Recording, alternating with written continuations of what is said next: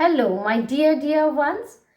Today I have brought for you the question paper pattern for term 2 for standard 10 and 12. So, my students, let's see what and how you can gain marks. So, here we have see question paper pattern. So, MCQ was first term, you all know. Second term, the board has decided to give you the pattern such as competency based questions. So board check करना चाहती है कि आपका competency कितना है, आप कितना समझ रहे हैं। खाली रट के आप लिख दीजिए, एमसीक्यूज हो जाएगा, वो तो नहीं होगा। सेकेंड टर्म में खाली रट के आप आंसर कर नहीं सकते हैं। आपका कॉम्पिटेंसी पोटेंशियल, आपको समझ कितनी आती है, ये देखना चाहता है बोर्ड। तो बोर्ड उसके लिए कीवर्ड्स आप जो पढ़ रहे हैं हिंदी और इंग्लिश में मेनली आपको कीवर्ड्स यूज करना पड़ेगा। कोई भी सब्जेक्ट हो, वेदर फिजिक्स, केमिस्ट्री, कोई भी आंसर के लिए कीवर्ड्स बहुत ज़रूरी है। तो ये कीवर्ड्स यूज करना बहुत ज़रूरी है। क्वेश्चन पेपर में शॉर्ट क्वेश्चन टाइप और लॉन्ग क्वेश्चन टाइप आंसर्स होंगे। तो short question type 30 to 40 words में 2 मार्क्स का हो सकता है, 3 मार्क्स का हो सकता है। थोड़ा सा लॉन्ग क्वेश्चंस भी आएगा, 4 मार्क्स 5 मार्क्स का हो सकता है, 6 मार्क्स का भी क्वेश्चंस हो सकता है। तो ये 2 मार्क्स के क्वेश्चन को कैसे अटेम्प्ट करना है, डायरेक्ट क्वेश्चंस है, इनको डायरेक्ट आंसर करना है, जो पूछा गया है उसको डायरेक्ट लिख देना है। फिर 4 मार्क्स के लिए भी पॉइंट्स, कितने पॉइंट्स हम दे रहे हैं। अगर वो 4 मार्क्स का है, 6 मार्क्स का है, तो ये एक्सपेक्ट किया जाता है कि उसमें पॉइंट्स बहुत ज़्यादा होगा।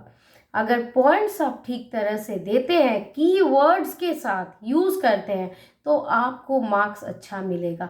ऐसा नहीं है कि मार्क्स नहीं आते हैं। इंग्लिश में भी 96, 97, 98 आता है और इसे लाना ज़्यादा मुश्किल नहीं है, बल्कि इंग्लिश से या ये सब सब्जेक्ट से आपका मार्क्स पुल होता है। आपको थोड़ी सी मेहनत से ज़्यादा सफलता मिलती है। तो इसके लिए आपको थरो होना होगा, टेक्स्ट से कीवर्ड्स यूज़ करना होगा।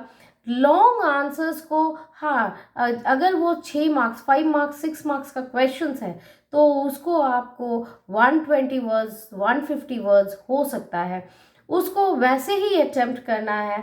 उसका आपको फंडा पूरा क्लियर होना चाहिए, कौन सा पॉइंट्स होना चाहिए। ऐसे नहीं कि एक ही पॉइंट को हम लिखते जा रहे हैं तो पॉइंट्स में तो उतना ही मार्क्स मिलेगा। अगर जितना पॉइंट्स होना चाहिए उतना, अगर लॉन्ग क्वेश्चन है मतलब उसमें पॉइंट्स ज़्यादा है, तो अगर पॉइंट्स आप सही तरीके से लिखते हैं तो मार्क्स कहीं नहीं जाएगा। 96, 97 आना कोई दिक्कत नहीं है। फिर बोर्ड इस बार क्रिटिकल थिंकिंग को देखेगा, क्रिटिकल थिंकिंग को चेक करेगा। सो इनडायरेक्ट क्वेश्चंस भी बोर्ड दे सकता है, जैसे कि आपको सोच के, एनालाइज करके, रीजन आउट करके आंसर लिखना होगा। ऐसे नहीं कि आप रट लिए और लिख दिए। तो थोड़ा तो सोच ज़रूरी है, थोड़ा आपको अंदर तक, you have to probe deep into it and study. अंदर तक जाके आपको पढ़ना होगा, आपको समझना होगा कि ये कॉन्सेप्ट क्या है। तो कॉन्सेप्ट बेस्ड क्वेश्चंस भी दिया जाएगा। सो इंटीग्रेटेड क्वेश्चंस रहेगा, कॉन्सेप्ट बेस्ड क्वेश्चंस रहेगा। क्वेश्चंस को कैसे हम लोग टैकल कर रहे हैं ये ज़रूरी है। सो हर बच्चा पढ़ लेता है, सोचता है कि हम तो ये उगल के आ जाएंगे, लेकिन क्वेश्चन जैसे आता है, क्वेश्चन कुछ और रहता है, आंसर करने का तरीका बदल जाता है। आंसर जानते हुए भी आंसर ठीक तरीके से नहीं लिख पाने से मार्क्स घटता है। तो क्वेश्चन को ठीक तरीके से समझना और उसे ठीक तरीके से अटेम्प्ट करना, उसका पॉइंट्स को बाहर निखार के ले आना is very important in this. Application of knowledge, knowledge तो है लेकिन सही जगह पे वो यूसेज हो रहा है कि नहीं, उसको हम ठीक जगह पे प्रयोग कर पा रहे हैं कि नहीं, ये बोर्ड चेक करेगा। सो बोर्ड में इस बार का क्वेश्चंस कुछ अलग ही तरीके से होगा, प्रिपरेशन कुछ अलग ही तरीके से चाहिए। बच्चे जो खाली एमसीक्यूज के लिए आप प्रिपेयर किए थे इतने दिन, खाली एमसीक्यूज से नहीं होगा, उस पैटर्न में पढ़ने से नहीं होगा, रिटन प्रैक्टिस भी चाहिए। तो अगर हम लोग कीवर्ड्स यूज कर रहे हैं, रियल लाइफ एग्जाम्पल्स से भी एप्लीकेशन बेस्ड क्वेश्चन आ सकता है। कहीं कहीं रियल लाइफ एग्जाम्पल्स को डाल के हम लोग का एप्लीकेशन ऑफ नॉलेज को टेस्ट किया जाएगा। सो रिलेटेड केस बेस्ड क्वेश्चंस भी हो सकता है। केस तो अभी इतना क्लियर नहीं है बोर्ड, लेकिन बोर्ड मोस्टली, क्योंकि ये बोला गया है कि आप लोग का answer written type answer subjective questions होगा, तो केस बेस्ड क्वेश्चंस भी हो सकता है।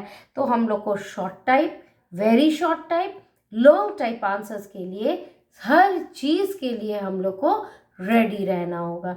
This is the main fundamental way of preparation. तो लिखना प्रैक्टिस बहुत ज़रूरी है।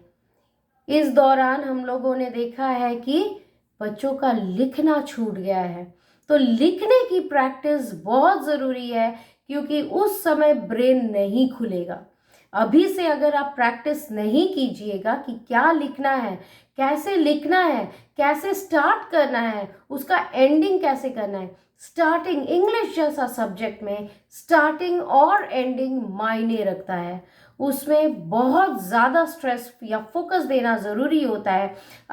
अच्छा स्टार्ट होता है तो इम्प्रेशन ही अच्छा होता है। फिर उसमें मिस्टेक्स नहीं होना चाहिए वाइल कंस्ट्रक्टिंग द सेंटेंसेस। जितना रेड मार्क्स होगा उतना ही मार्क्स घटते जाता है। तो construction of sentences writing section में यही देखा जाता है कि आप गलत नहीं कर रहे हैं, तो इसके लिए भी बहुत ज़रूरी है। तो बच्चों, अब ये खेल नहीं और एग्ज़ाम खेल नहीं है, तो हम लोग को लग के अब करना पड़ेगा।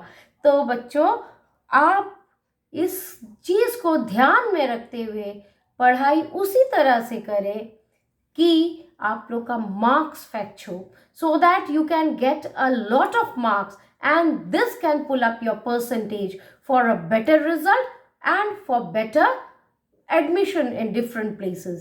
तो एडमिशन के लिए तो पढ़िए, अच्छे से पढ़िए, कीवर्ड्स का प्रयोग कीजिए एंड चैप्टर्स को थरोली पढ़िए, ताकि आप कॉन्सेप्ट बेस्ड क्वेश्चंस आंसर कर सके।